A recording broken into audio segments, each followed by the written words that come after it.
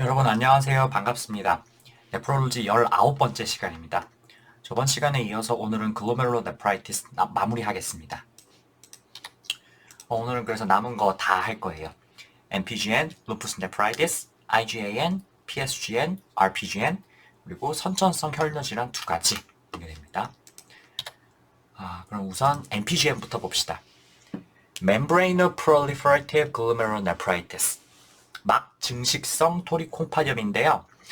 이거는 이제 이름이 MGN하고 비슷하죠. 근데 MGN하고 차이가 뭐냐 하면은, 이제 멤브레인이 두꺼워지는 것 자체는 비슷해요. 근데 거기에 뭔가 세포들이 증식을 많이 해가지고, 이제 글로메룰러스를 꽉 채운 것 같은 그런 모양이 있다. 이런 뜻입니다. 그래서 이 Membranous Proliferative Glomerulonephritis를 비롯해서 오늘 다룰 질환들이 저번 시간에 다룬 MCD, MGN, FSGS 요거 세 가지가 큰 차이가 뭐냐면요. 저번에 한 것들은 네프로틱 신드롬이고요. 오늘 할 것들은 네프라이틱 신드롬입니다.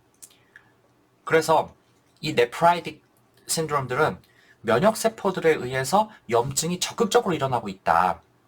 그래서 그 네프로틱 신드롬은 단백뇨가 많이 나오는 게 중요한 거였는데 여기서는 단백뇨보다는 혈뇨가 뚜렷하다. 그다음에 그 네프라이틱 신드롬의 또 특징 중에 하나가 BP가 빨리 오른다는 게 있어요. BP가 오르고 그다음에 소듐 리텐션, 플루이드 리텐션이 심하다. 이런 것들이 주요 차이점이 되겠습니다. 그럼 MGN은 그 이름이 비슷한 MPGN은 이름이 비슷한 MGN이랑 비교를 해서 기억을 해두시면 좋을 텐데 우선 혈뇨가 뚜렷하고요. 그 다음에 보채가 다 떨어지는 특징이 있다. 그 다음에 기본적으로는 네프라이틱 피처지만 네프로틱 신드롬의 피처도 역시 뚜렷하게 나타나기 때문에 진행하면 진행할수록 non-selective proteinuria, 에데마, 하이퍼텐션 이런 것들이 같이 나타나게 되겠습니다. 그래서 증상 자체는 다른 지금까지 다뤘던 그 사구체 질환들하고 비슷해요. 네프로틱 신드롬에 해당하는 증상, 뭐 굉장히 피로하고 몸이 붓고 소변에 거품이 나오고 이런 게 다 있어요. 근데 검사를 해보니까 혈뇨하고 단백뇨가 전부 다 나오고 그 다음에 혈뇨는 다시 보니까 또 이제 RBC가 디스몰빅한 RBC예요. 그러면 글로메룰러 헤마추리아인 걸 알 수가 있겠죠. 그래서 이런 경우에 글로메룰로네프라이티스를 의심해서 그에 맞는 검사들을 하겠어요. 그래서 그때 확인할 수 있는 특징이 하이포 컴플멘테미아가 있어요. 이제 컴플먼트가 뚝뚝, 보채가 뚝뚝 떨어진다는 거예요. 그래서 이게 혈뇨 이런 게 있으면서 하이포 컴플멘테미아까지 있다면은 이거는 네프로틱 신드롬보다는 네프라이틱 신드롬이겠구나 이렇게 생각을 할 수가 있겠어요. 특히 보채 중에서는 이제 C3가 현저하게 떨어진다 이렇게 되어 있는데 C3뿐만 아니고 C4도 약간은 떨어진다고 합니다. 그래서 참고로 보채는 정상치가 83에서 117, 그다음에 C4는 이제 16에서 47 이렇게 된다고 되어 있는데 가끔 이거 정상치를 안 줄 때가 있어요. C3는 대략 80으로 기억하시고 C4는 그거의 5분의 1이다 이렇게 기억하시면은 이 정상치를 외우시기 조금 편할 것 같아요. 그럼 이렇게 글로메룰러 디지즈를 의심할 수 있는 사람 확진을 위해서 키드니 바이옵시를 하겠죠. 제일 먼저 광학현미경을 보면은 이런 소견을 확인을 할 수가 있겠습니다.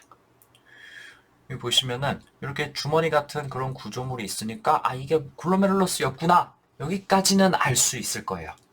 그런데 글로메룰러스 안쪽에 정상적으로 보여야 하는 그 뭐 텅텅텅텅 비어있는 캐필러리라든지 그런 구조물들이 전혀 보이지가 않고 안에 뭔가 꽉 들어찬 것 같은 그런 모양이 되어 있네요. 그래서 이런 모양이 이 Membranous Proliferative Glomerulonephritis의 아주 전형적인 특징이다. 그래서 이 그림이 굉장히 유명하기 때문에 이거 기억을 해두시는 게 좋을 것 같아요. 이거 보시고 MGN인가? 이렇게 생각하시면 안 돼요. MGN은 그냥 그 과막현미경만 봐가지고는 보기가 조금 어려워요. 파스 염색을 해야 그게 두꺼운 게 겨우 보이고 그냥 딱 보기만 해도 뭔가 이렇게 꽉 들어찬 것 같은 모양. 이거는 MPGN입니다. 그러면 여기서 추가적으로 할 수 있는 염색법이 두 가지가 있는데 하나는 실버 스테이닝, 하나는 파스 스테이닝입니다. 둘 다 글로메룰러 베이스멘트 멤브레인을 염색하는 거다 이렇게 말씀을 드렸었죠. 그래서 파스 스테이닝을 우선 보면은 역시 이제 멤브레인이 두꺼워져 있으니까 뭔가 MGN이랑 비슷한 것 같은 느낌이 드는데 이렇게 생각할 수가 있어요. 근데 자세히 보니까 그 MGN은 요 글로메룰러 베이스먼트 멤브레인만 두껍게 염색이 되는 그걸로 끝이거든요. 그래서 뭔가 그 뭐라고 해야 될까 아, 두꺼운 가락지 같은 그런 모양인 잔뜩 박혀있는 그런 모양인데 여기에는 거기다가 뭔가 빨간색 그 구조물들이 그 사이사이에도 가득 차 있어요. 그리고 사실 여기 이런 데 보시면요. 뭐 여기 이렇게 텅텅 빈 공간도 있는데 그 여기 사이에 있는 것들은 빈 공간이 전혀 보이지가 않고 그냥 뭔가 가득 차 있는 것 같은 그런 느낌이 드시죠. 그래서 이런 지저분하게 꽉 찬 게 이런 게 바로 이제 프로리퍼레이션이 일어나가지고 이런 모양이 된 거예요. 그래서 MGM보다 뭔가 더 꽉 차 있는 것 같은 느낌이 든다. 이게 MPGN의 특징이 되겠고요. 이제 실버 스테이닝을 하면은 조금 더 확실하게 볼 수가 있어요. 이 실버 스테이닝 소견이 굉장히 중요하기 때문에 이거 디스크립션을 기억을 해두세요. 여기 보시면은 더블 컨투어 또는 트램 트랙 사인이다 이렇게 적혀 있는데 이게 무슨 뜻이냐? 멤브레인이 한 겹으로 보이는 게 아니고 두 겹으로 보인다. 그래서 두 개의 선이 이렇게 쭉 늘어서 있으니까 마치 기찻길 같은 모양이 되어 있다. 트램 트랙 같은 모양이다. 그렇게 얘기를 그렇게 얘기를 할 수가 있어요. 그래서 이 그림 좀 작게 돼가지고 잘 안 보이실 수가 있는데 과연 자세히 보시면 이 까만 선이 이렇게 두 갈래로 이렇게 나와 있는 더블 컨투어를 확인할 수가 있네요. 조금 더 그림을 큰 거를 가져왔어요. 이렇게 보시면 확실하시죠? 여기 보시면 한 겹, 두 겹 이렇게 해가지고 더블 컨투어가 나와 있는 거를 확연하게 볼 수가 있네요. 이런 게 바로 MPGN의 특징인 더블 컨투어 또는 트램 트랙 사인이다. 이게 되겠습니다. 자, 근데 그런 MPGN의 특징을 보이는 것들을 일렉트론 마이크로스코피로 보이니까 그 일렉트론 마이크로스코피에서는 이게 다시 또 두 가지 타입으로 나뉜다는 겁니다. 그래서 이것도 보시면은 그 멤브레인 쪽에 이뮨 컴플렉스가 쌓여 있는데 그 MGN은요 저번에 어디 쌓인다고 말씀드렸는지 기억이 나시나 모르겠어요. Subepithelial deposit, 그러니까 이 포도사이트 쪽에 쌓여 있는 걸로 되어 있었잖아요. 근데 MPGN은 이렇게 캐필러리 쪽, 그러니까 캐필러리 엔도실리움 아래, 그러니까 subendothelium deposit이 있고, 그 다음에 글로메룰러 베이스먼트 멤브레인 한 가운데에 이렇게 널쩍하게 쌓여 있는 그 intramembranous deposit, 이렇게 두 가지가 다 있더라는 겁니다. 그래서 요 subendothelial 타입을 우리가 MPGN 타입 1이다 이렇게 얘기를 하고 그 다음에 intramembranous deposit이 생기는 거는 MPGN 타입 2다 이렇게 얘기를 나눴어요. 그러면은 해부학적인 결과가 다르니까 혹시 원인이 다를까? 정말 원인이 좀 다르더라는 거예요. MPGN 타입 1은 HCV, 그러니까 C형 간염이고 물론 B형 간염도 되지만 C형 간염이 시험에 압도적으로 더 많이 나와요. 그리고 크라이오글로불리네미아, SLE 이런 것들이 주 증상이고 그 다음에 MPGN 타입 2는 C3 nephritic factor라는 게 몸에 생겨가지고 그렇게 된 거다 이렇게 되어 있어요. 요거 국시 보시는 분들은 요 HCV 이거 한 가지만 기억하시면 충분하고요. 근데 USMLE 보시는 분들은 요 크라이오글로불리네미아, C3 nephritic factor 이런 것들을 조금 알고 계셔야 되겠습니다. 그리고 이뮨 컴플렉스가 각각에 따라서 어디에 쌓이는지 요도 좀 기억을 해 두셔야겠어요. 물론 USMLE에서도 C형 간염이 제일 중요해요. 참고로 말씀드리냐면요. 요 크라이오글로불리네미아도 C형 간염이 주로 원인입니다. 다른 글로메룰라 디지즈가 그렇듯이 이것도 역시 효과적인 치료 방법은 없고 면역 억제 치료가 가장 중요하다고 되어 있고요. ESRD로 진행하는 경우도 많고 그 다음에 콩팥 이식 후에 재발도 많다고 합니다. 그래서 요 MGN, MPGN, MPGN2, MGN, MPGN1, MPGN2 이런 것들이 조금씩 헷갈리기 때문에 제가 원인들하고 병리 소견하고 이런 것들을 적어놨어요. 그래서 요거를 외우실 때 참고하시면 좋을 것 같습니다. 국시 보실 때는 이렇게까지 외우실 필요 없어요. USMLE 보신 분들은 요거는 좀 외우셔야겠습니다.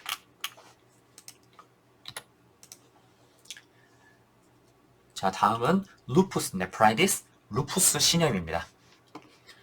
그래서 임상적으로 이거는 SLE의 증상들, 말라래쉬, 관절통이라든지 판사이토페니아라든지 이런 게 있다면은 소변 검사를 정기적으로 하면서 네프라이티스의 증거가 있는지 꼭 확인을 해줘야 돼요.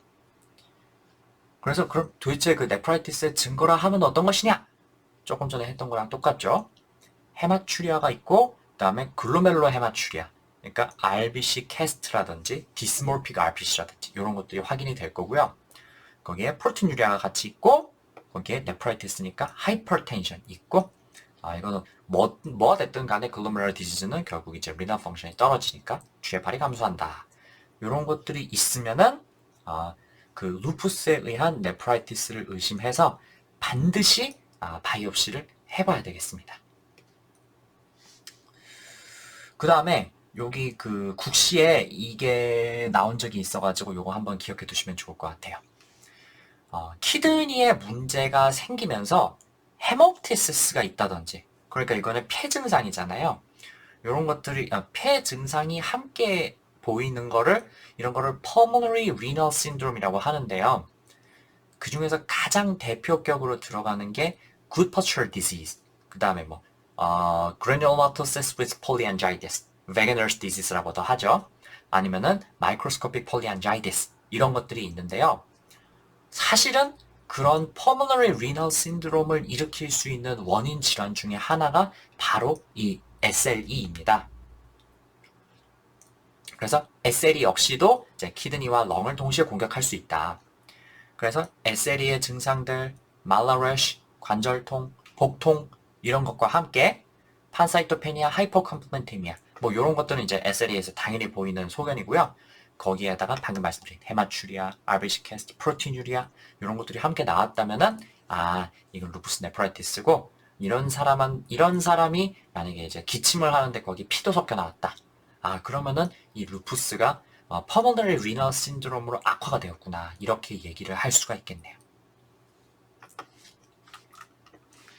여기 보시면 증상은요. 조금 전에 말씀드린 MPGN하고 비슷해요. 이거 사실 증상 가지고 간별하기는 굉장히 어렵습니다. 특히 이제 그 루푸스의 임상적인 특징이 뚜렷하게 나타난다면 당연히 루푸스 네프라이티스라고 얘기를 할 수 있겠죠. 그렇지만 그렇지 않은 상황에서는 조금 어려울 수가 있다. 그래서 그 이제 증상은 에데마라든지 아니면 하이퍼텐션 그리고 헤마추리아, 프로틴유리아 이런 게 나올 수가 있는데요. 조금 전에 말씀드리겠지만은 요게 사실은 증상은 이런데 검사를 해보면 그러니까 이제 바이옵시를 해보면은 그 양상이 조금 다양하게 나올 수가 있습니다. 조금 뒤에 설명을 드릴게요. 그러면은 요 진단은 어떻게 하느냐? 당연히 그 시스테믹 루푸스 에리테마토시스의 임상적인 증상을 보여야겠죠. 그래서 랩에서는 당연히 판사이토페니아 나타날 거고요. ANA라든지 dsDNA, 로, 라 이런 것들이 뜰 거고 또 그 다음에 SLE의 중요한 특징이 하이퍼 컴플멘테미아, 컴플멘트 레벨 뚝 떨어지는 거 굉장히 중요하죠. 그래서 이런 것들이 나타날 거고 그 다음에 글로메룰러 네프라이티스의 특징들 디스몰픽 RBC, RBC 캐스트가 헤마추리아 나올 거고 그 다음에 non-selective proteinuria 나오는데 이것도 심하면은 네프로틱 신드롬 정도의 네프로틴 레인지 프로틴유리아까지 나타날 수가 있고요. 그 다음에 GFR이 떨어지면서 신장 기능이 떨어질 거니까 BUN 크레아티닌이 올라갈 겁니다. 그래서 요거는 그 조직 검사를 해보면요. 조직학적 유형이 굉장히 다양하게 나온다고 해요. 그래서 거의 MGN에 가깝게 그렇게도 나오고 6가지로 나눌 수가 있는데 MPGN 비슷하게도 나오고 근데 그 중에서 가장 예후가 좋지 않은 게 이제 클래스 4에 해당하는 diffuse proliferative glomerulonephritis. 요걸 그래서 줄여서 DPGN이라다 이렇게 부른다고 하는데요. 그럼 뭐야 이거 뭐 조직학적 소견을 봐가지고 이게 DPGN이 뭐예요? 이렇게까지 알 필요는 없어요. 그런데 루푸스 네프라이티스가 조직학적으로 여러 가지 유형으로 나타날 수가 있다. 요 정도는 아시면 좋고 거기에 이제 뭐 MGN도 나올 수가 있고 MPGN 비슷하게 나올 수도 있고 뭐 DPGN이라는 게 나올 수도 있다. 그렇지만 이제 증상 자체는 MPGN에 굉장히 가깝다. 요 정도만 알고 계시면 충분할 것 같습니다. 치료는 SLE에 대한 일반적인 치료, 이제 스테로이드 같은 거 쓰고 그 다음에 뭐 SLE에서는 제일 중요한 게 하이드록시 퀴논을 쓰는 거죠. HCQ. 그걸로 면역 억제제 치료를 써야 되고 거기에 만약에 그걸로 잘 안 되는 수준이라면은 다른 면역 억제제를 쓸 필요가 있겠고 그 다음에 고혈압을 적극적으로 치료하는 게 굉장히 중요하겠죠. 그래서 ACE inhibitor, ARBs 이런 거를 사용해서 혈압도 조절하고 그다음에 글로메룰러 펑션 자체도 조금 더 지킬 수 있도록 그런 방법을 사용해 줘야 되겠습니다.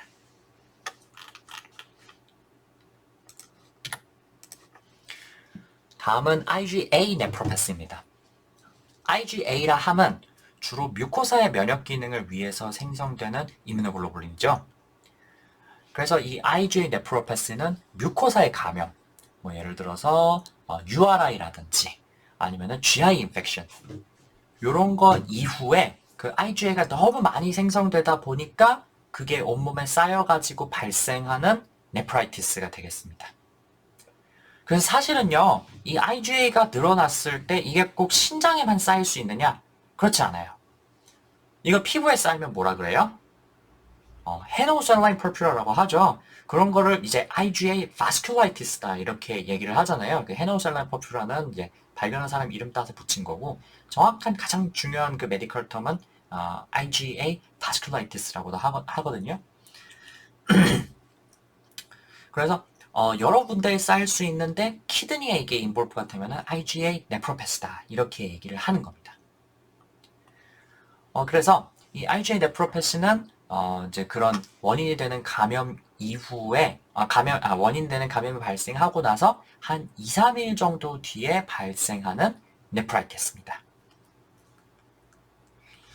그러면 네프라이티스니까 당연히 혈뇨라든지 프로틴유리아를 보일 텐데요. 다행히도 이 IgA 네프로패스는 프로틴유리아나 아니면 혈뇨가 아주 심하지는 않습니다. 그래서 키드니 인볼브가 좀 약한 편이기 때문에 되게 무증상인 경우가 많고요. 이제 이렇게 되어 있어요. 무증상 혈뇨가 나오면은 뭐가 제일 흔하냐? 바로 이 IgA 네프로패시가 가장 흔한 질환이다. 이렇게 되어 있습니다. 참고로 감염 후에 생기는 네프라이티스가 이 IgA 네프로패스도 있고 그 다음에 조금 바로 방금 뒤에 다룰 PSGN 포스트 스트랩토코컬 글로메룰로네프라이티스 이렇게 두 가지가 있는데요. 요 두 가지의 차이점은 잘 알고 계셔야 돼요. 그래서 표로 이렇게 정리를 해놨는데 이거 조금 이따 보도록 하겠습니다. 어쨌든 IgA 네프로패스는 고혈압이나 아니면 에데마 같은 그런 네프라이티스의 증상이 심하지도 않고 소변 검사에서 헤마추리아나 프로틴유리아 같은 게 심하지도 않아요. 그런데 문제는 재발이 조금 많다고 합니다. 뭐 그래도 대부분의 경우에는 이제 신기능의 손상이 없이 그냥 쭉 넘어가는데 간혹 이게 너무 심하게 오면은 치료를 해도 잘 반응하지 않고 ESRD까지 진행하는 경우도 있긴 있다 그래요. 그리고 랩상에서 특징은 방금 제가 그 IgA라는 게 너무 많이 생성되다 보니까 그게 우리 몸에 쌓여가지고 증상을 일으키는 거다 이렇게 말씀드렸는데요. 그럼 생각하기로는 혈액 검사를 했을 때 이 IgA 레벨이 올라갈 것 같은 그런 느낌이 들어요. 그죠? 근데 사실은 이 IgA 레벨이 그렇게 올라가는 경우도 많지 않고요. 또 뭐 이 이뮤노글로불린이라는 건 사실 이제 보체, 컴포먼트를 활성화시켜가지고 또 추가적인 염증 반응을 일으키는데 그럼 당연히 컴포먼트 레벨도 떨어져야 될 것 같지만 이것도 사실은 정상이다. 그래서 죄송해요. 어디까지 했지? 어쨌든 그래서 이 IgA나 아니면 세럼 컴포먼트 레벨이 보통 거의 정상이다. 간혹 약간 올라갈 수도 있다. 이렇게 되어 있습니다.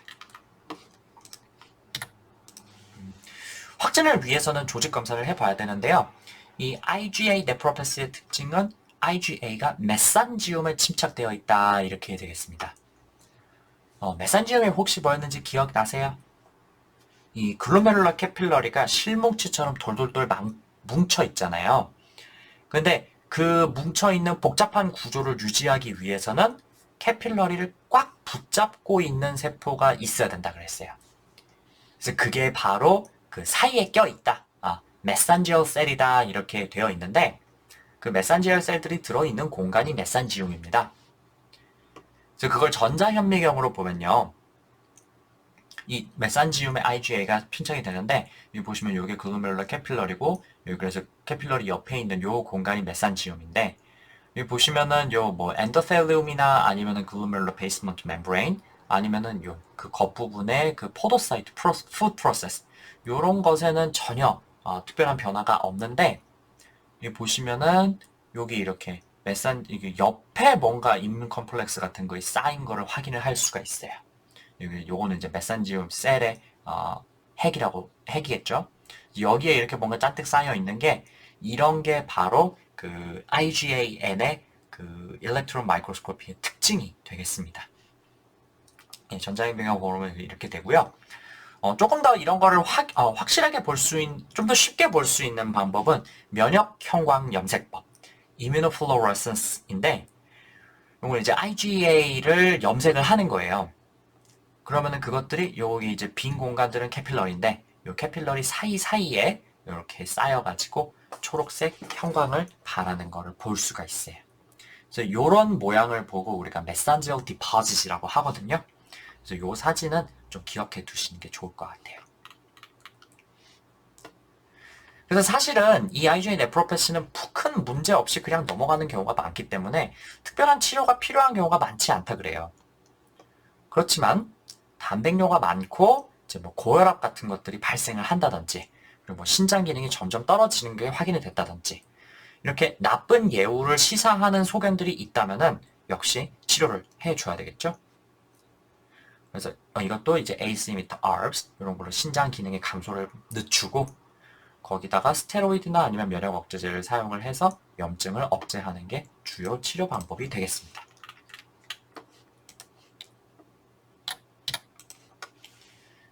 다음은 PSGN, Post Streptococcal Glomerulonephritis입니다. 우리말로는 사슬알균 감염 후 토리콩파디엄 이렇게 되겠네요.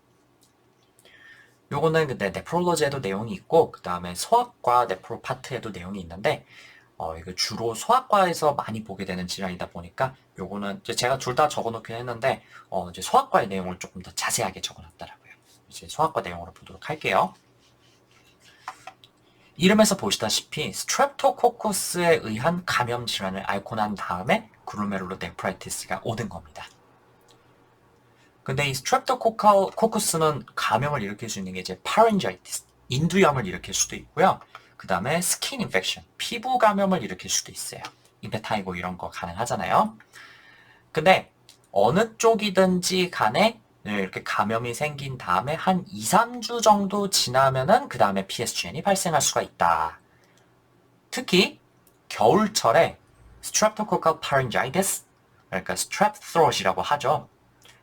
요거에 걸린 한 2에서 2살에서 한 6살 정도의 남자아이가 PSGN이 잘 생긴다고 합니다. 그래서 요 기간이 중요해요.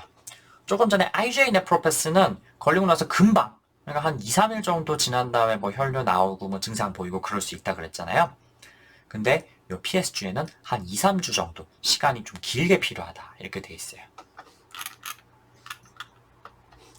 그래서 그 2, 3주 정도의 그 기간은 잠복기 latent period라고 한대요. 이때는 증상이 없다가 처음 나타나는 증상은 핀뇨와 마이크로스코픽 헤마투리아입니다. 즉 글로메룰로네프라이티스 때문에 GFR이 막 떨어지고 그 다음에 그 이제 키드니 자체에는 이제 염증이 발생했으니까 그래서 소변으로 RBC가 막 새는 거예요. 근데 이렇게 GFR이 떨어지니까 이제 RAAS가 활성화되겠죠? 그 다음에 그러니까 RAS가 활성화되면은 이제 우리 몸 밖으로 물을 배출을 해줘야 되는데 그 그 염증 때문에 지금 이제 GFR이 떨어져가지고 물도 자체로 지금 막 그 배출이 잘 안 되는 상황이잖아요. 그래서 그게 몸에 쌓여가지고 고혈압도 생기고 그다음에 부종도 생깁니다. 그래서 소아과 문제 같은데 뭐 애기들 한 5살, 6살 정도 된 애들인데 몸도 붓고 갑자기 그리고 소변을 안 봐요 이렇게 해가지고 왔는데 막 혈압이 140, 150 이런 식이다. 이런 문제를 주면은 이게 PSGN 문제를 낸 거구나 이렇게 생각을 하시면 되겠습니다. 추가 검사를 해보면은 보채가 감소한 걸 확인할 수 있다 그랬어요. 그래서 네프라이드이기 때문에 이 보채가 떨어질 수 있겠죠. 그래서 좀 전에 이제 MPGN, 그다음에 루푸스 네프라이티스 이런 것처럼 보채가 떨어지는데 요건 특징이 주로 C3만 떨어져요. 그리고 C4는 보통 정상이지만 떨어질 수도 있다. 요거를 기억해 두세요. 지금까지는요 거의 대부분 문제에서 C3만 떨어지는 걸 줬거든요. 근데 이제 제가 학교 다닐 때 임종평에서 한번 C4도 떨어지는 걸로 문제를 준 적이 있어요. 이런 식으로 통수를 칠 수도 있으니까 C4가 떨어졌다고 PSGN이 아니다 이렇게 생각하지 마시고요. 최근에 히스토리가 있었는지 감염의 히스토리가 있었는지 이런 거를 종합적으로 보고 결정을 하시는 게 좋을 것 같습니다. 그 외에 안티스트랩톨라이신 O, ASO라고 하죠. 또는 이제 안티-DNase B 이런 스트랩토코쿠스 감염 후에 발견되는 항체들이 양성으로 나올 수가 있겠습니다. 그래서 이 PSGN이랑 IgAN 둘이 비슷하지만 좀 다른 점이 많기 때문에 비교해서 잘 기억을 해두셔야 돼요.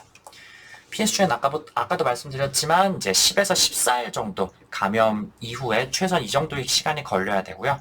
IgAN은 2, 3일 정도밖에 안 돼요. 굉장히 온셋이 사실 인터벌이 좀 짧습니다.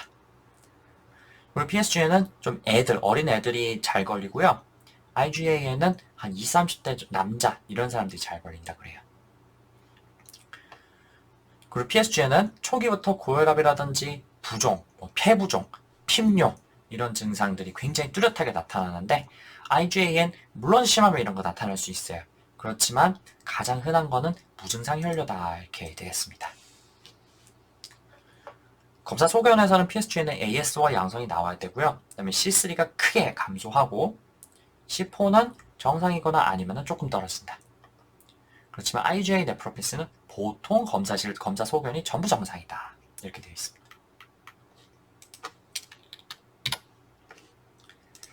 진단은 그래서 조금 전에 말씀드린 여러 가지 임상 경과와 혈액 검사를 가지고 같이 종합적으로 하게 되고요.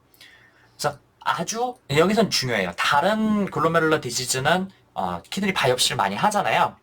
근데 바이옵시 하지 않는 검사가 뭐 있었어요? 미니멀 체인지 디지즈 바이옵시 초기에 할 필요 없다 그랬죠? 요 PSGN도 마찬가지예요.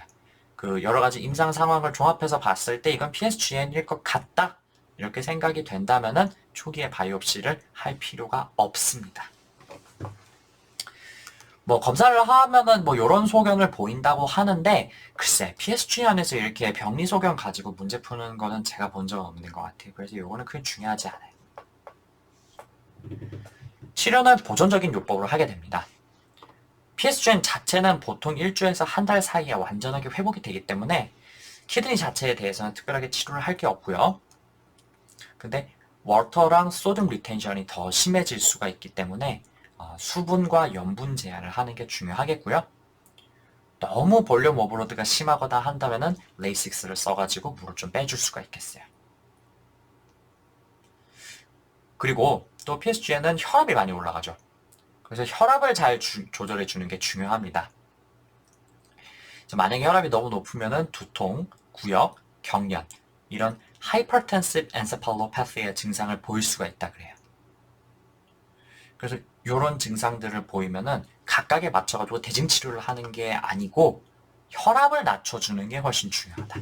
이런 증상들, 특히 경련한다. 그러면은 그거는 혈압이 높아가지고 생기는 거니까 혈압을 낮추는 게 제일 중요하고 요때는 근데 좀 기억해 두세요. 이것도 한번 나온 적이 있어요. 지금까지 봤던 글로메룰라 디지즈들은 혈압을 물론 조절하는 게 중요하다 그랬는데 혈압을 뭘로 조절한다 했냐면 다 ACD-비타나 ARBs로 조절한다 그랬잖아요. 근데 이 PSGN에서는요 ACD-비타와 또는 ARBS로 혈압을 조절하는 게 아니고 CCB로 혈압을 조절한다. 이렇게 되어 있습니다. 예, 그래서 이제 AC부터 ARBS를 마치 이 글로메룰러 디지즈들에서는 거의 반사적으로 찍게 되는 그런 게 있는데 그게 아니라 CCB라는 거 낚이지 않도록 주의하시고요. 그 다음에 경련. 이 경련하거나 두통 생기고 이런 게 그 CNS 자체에 문제가 생겨가지고 그런 게 아니고 혈압 때문에 그래서 그런 거다. 그래서 이런 뭔가 그 CNS에 관련된 증상들을 보일 때는 혈압을 낮춰주는 게 가장 중요하다. 요거 꼭 기억하세요. 안티에필lep틱스 쓰는 거 아닙니다.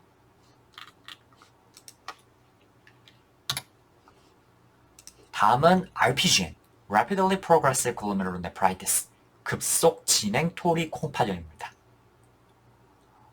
지금까지 다뤘던 것들은요, 신장 기능이 나빠지더라도 시간이 조금 오래 걸리는 편이거든요. 그런데 이 RPGN은 정말 며칠 아니면 몇 개월 내로 ESRD까지 갈 정도로 신장 기능이 아주 급격하게 나빠지는 게 특징입니다.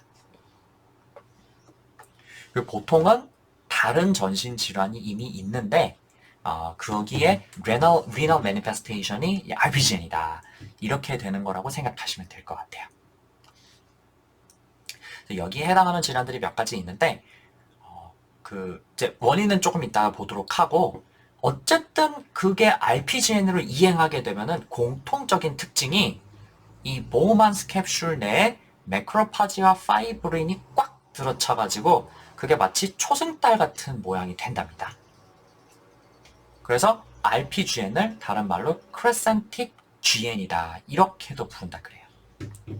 이 사진들 한번 보시면은 정말로 이게 여기 원래 글로메룰러 스트럭처가 있었을 텐데 뭔가 이렇게 그 초승달 모양으로 요렇게 그다음에 요렇게 그리고 이렇게 들어차 있는 거를 확인을 할 수가 있죠.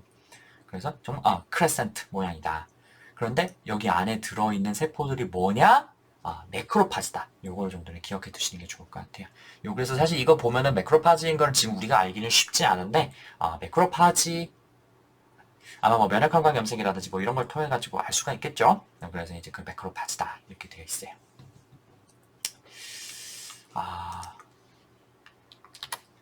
참고로 요 RPGN을 일으킬 수 있는 질환들이 요 Pulmonary Renal Syndrome에 들어가는 것들이 많아요. 이제 말 그대로 런과 키드니에 동시에 영향을 미칠 수 있는 질환들을 통틀어서 이렇게 부르는 거다. 이렇게 생각하시면 돼요.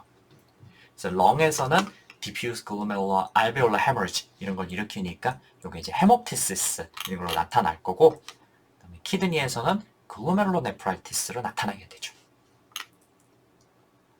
여기에 들어가는 것들이 굉장히 여러 가지가 많은데 ANCA-associated vasculitis, 그다음에 Guspert syndrome, 그다음에 systemic lupus erythematosus 이렇게 세 가지 정도를 기억하시면 좋을 것 같아요. 그래서 이런 것들은 키드니에서는 RPGN 같은 그런 급격한 신기능의 손상을 일으킬 수가 있고 그다음에 렁에서는 헤모티시스와 인터티슈얼 파이브로시스를 일으킬 수 있는 질환들이다. 이런 것들이 특징이 되겠습니다. 근데 요 RPGN도요, 그 MPGN을 전자현미경 소견에 따라 가지고 MPGN 1, 2 이렇게 구별을 했잖아요. 그래서 RPGN도 전자현미경 소견에 따라 가지고 1, 2, 3 이렇게 구별을 할 수가 있다 그래요. 세 가지로.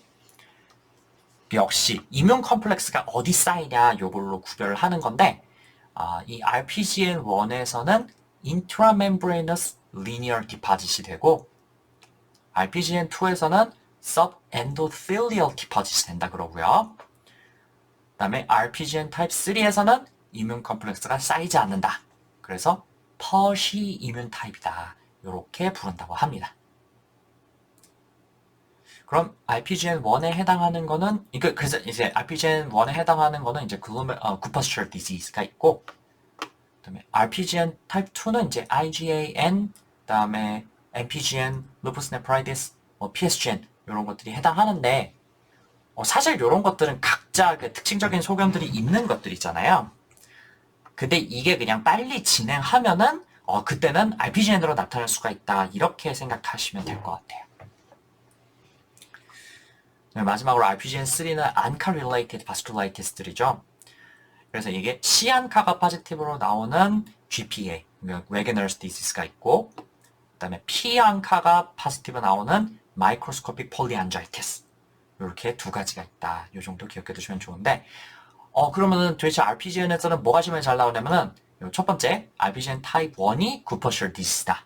그 다음에 세 번째, RPGN 타입 3는 퍼시 이뮨 디지즈, 그러니까 이뮨 컴플렉스가 거의 쌓이지 않고 거기에 해당하는 게 GPA와 MPA가 있다. 요거 정도 기억해 두시면 충분하고요. 뭐 RPGN 타입 1은 어디서 쌓이고 뭐 2에는 어떤 것들이 있고 여기까지는 사실 거의 나오지 않아서 그냥 이런 게 있구나 하는 거 정도만 알고 계시면 좋을 것 같아요.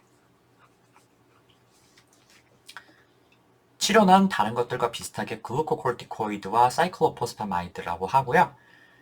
구퍼셜 신드롬에서는 이제 플라즈마 퍼레시스를 같이 해주면 좋아요. 왜냐면은 이게 그 안티글로메룰러 베이스먼트 멤브레인이라는 안티바디가 생기는 거기 때문에 그 안티바디를 없애기 위해서 혈장 교환술을 해주면은 진행이 좀 느려지겠죠. 그 다음에 이 ANCA Associated Vasculitis 여기에서는 리툭시맙을 사용을 하는 것이 좋을 수가 있다 이렇게 되어 있습니다. 네, 이렇게 상세하게까지는 잘 모르셔도 될 것 같고 사실 다른 다른 이제 그 글로메룰러 네프라이티스들에서도 이제 글루코코르티코이드 굉장히 많이 썼고 그다음에 사이클로포스파마이드도 굉장히 많이 썼잖아요, 그죠? 그래서 이런 면역 억제제를 쓸 수 있다, 이 정도만 기억해 두시면 충분할 것 같습니다. 자, 그러면 오늘 할 거 거의 다 왔어요. 마지막으로 선천성 사구체성 혈뇨 질환들 두 가지를 보고 마치도록 합시다. 우선 그 무증상인 소아가 소변 검사상 혈뇨를 보인다면 의심할 수 있는 질환들이 뭐 요 정도가 있는데요. 이 다이그노스틱 플로우 차트가 여기 소아과 그 들어가 보시면은 있으니까 확인을 해보시고 이것들 중에서 선천성으로 사구체성 혈뇨를 보이는 질환들이 두 가지가 있어요. 하나는 알포스 신드롬이고 하나는 thin membrane disease입니다. 이것도 둘 다 참 시험에 잘 나와요. 이 첫 번째 알포스 신드롬은 X 크로모솜에 의해서 우성으로 유전되는 글로메룰러 베이스먼트 멤브레인을 구성하는 타입 4 콜라겐의 유전자에 이상이 생기는 질환이다 이렇게 되어 있어요. 이제 글로메룰러 베이스먼트 멤브레인이 그러니까 제대로 형성이 안 되겠죠. 그래서 그것 때문에 RBC가 슬슬 거기로 빠져가지고 어릴 때는 무증상 혈뇨로 시작하다가 점점점 구조가 망가지면서 단백뇨가 생기는 등 CKD로 진행하게 된다고 합니다. 여기서 굉장히 중요한 동반 질환이 있는데 첫 번째, sensory neural hearing loss, 감각 신경성 난청이 생겨요. 그래서 이게 한 50% 정도에서 동반한다 그러고요. 그 다음에 원추 수정체, 렌티코누스가 눈에 생기는 게 이제 생겨가지고 청력과 시력의 이상이 같이 생긴다고 합니다. 렌티코누스라 하면 뭐냐면은 그 우리 몸에 눈에 들어있는 그 렌즈가 있잖아요. 수정체가 있는데 그게 원래 이제 또 뭐라고 해야 될까?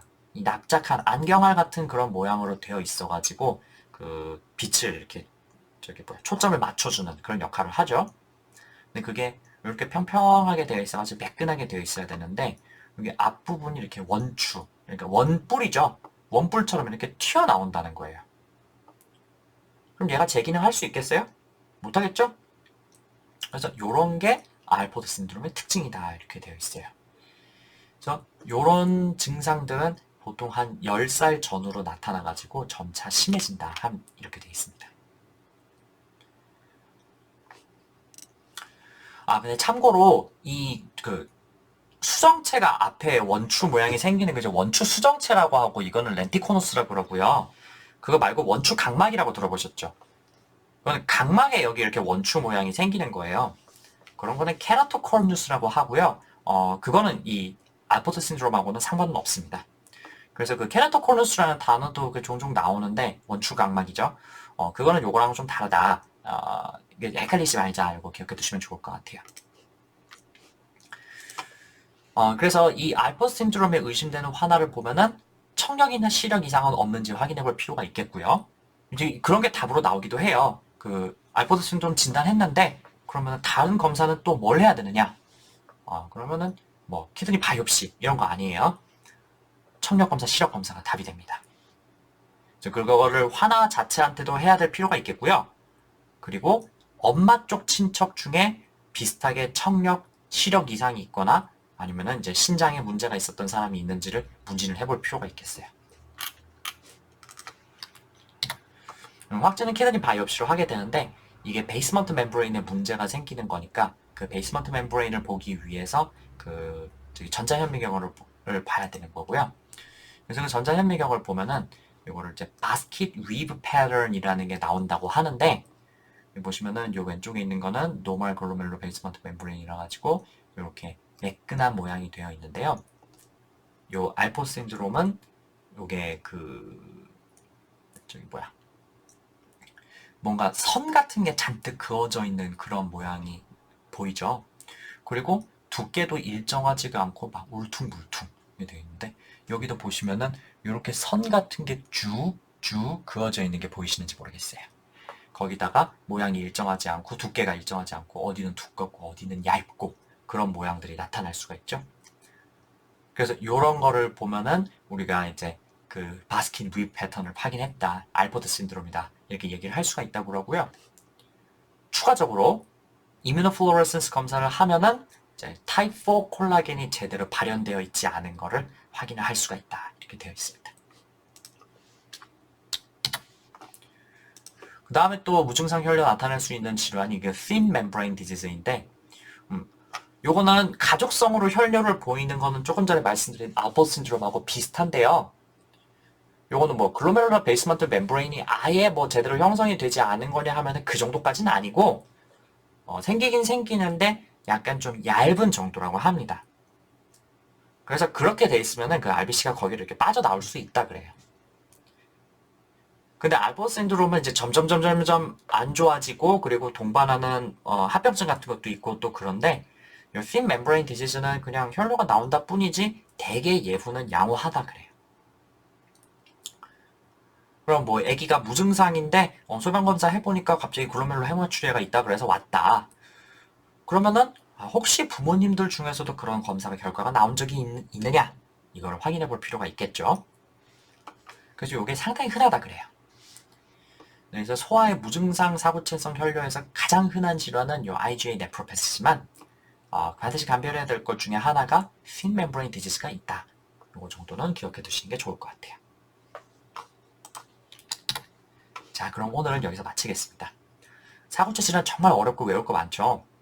근데 그 중에서 이제 시험에 좀 잘 나오는 것들만 추려서 말씀드려보려고 노력을 했는데 잘 됐나 모르겠어요. 이제 네프로도 거의 다 끝나갑니다. 남은 것들은 그렇게 어려운 거 없으니까요. 힘내서 빨리 끝내봅시다. 오늘도 공부하느라 정말 수고 많으셨습니다.